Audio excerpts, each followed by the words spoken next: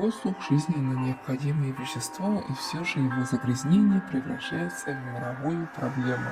Загрязнением воздуха называется попадание в атмосферу токсичных веществ в количестве, которые опасны для здоровья человека и наносят вред остальным живым существам.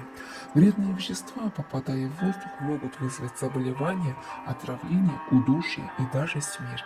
Загрязненный воздух может переноситься на большие расстояния, несмотря на границы государств. Промышленность несет большую ответственность за загрязнение атмосферы. Энергетическая отрасль занимает особенно значительную роль в загрязнении воздуха. Основные источники загрязнения– выбросы электростанций, оксид углерода, оксиды азота, сернистый газ, а также мелкодисперсные частицы дыма.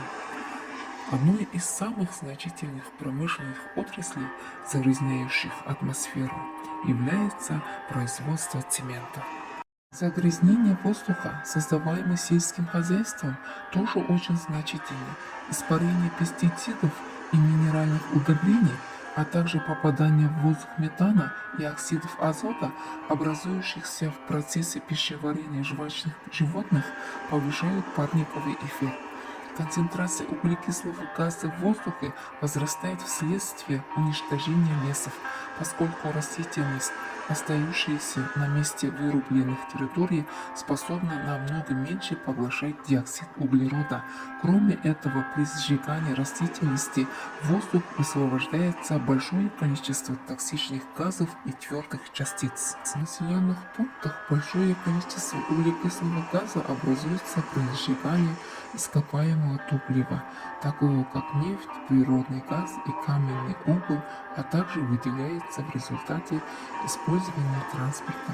В городской среде за формирование смога и по-другому дымового тумана и загрязнение воздуха ответственно в первую очередь дорожное движение. Смог может возникнуть как зимой, так и летом в городах с оживленным дорожным движением и слабой циркуляцией воздуха. Средний автомобиль выбрасывает более 1000 других загрязняющих веществ, включая сажу.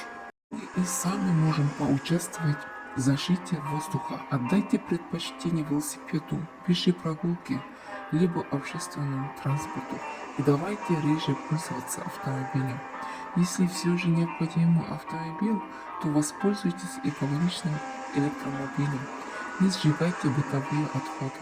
Почти любые растительные отходы можно компостировать, а остальной мусор собирать раздельно. Используйте в домашнем хозяйстве возобновляемые источники энергии для приготовления пищи, освещения и отопления. Со стороны общества необходимы более значительные условия против загрязнения воздуха. На общественном уровне также следует переходить на возобновляемую энергию и переводить здания в режим энергоэффективности. Для снижения дорожного движения необходимо развивать общественный транспорт и сеть дорожек для велосипедов и пешеходов. Если снизить нагрузку на почву, сократив использование химикатов, меньше лесов сжигать, то снизятся вредные выбросы в атмосферу. Соответствующее управление отходами также значительно противодействует загрязнению воздуха.